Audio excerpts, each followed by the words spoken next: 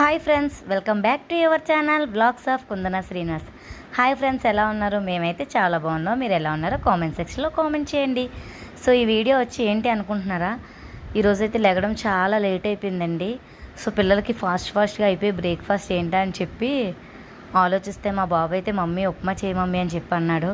సరే మనకి కూడా టైం సేవ్ అవుతుంది కదా అని చెప్పి ఉప్మా అయితే స్టార్ట్ చేశానండి. బాబు ఏమన్నాడంటే కొంచెం స్పెషల్గా ఏమైనా చేయి మమ్మీ అని చెప్పి అన్నాడు.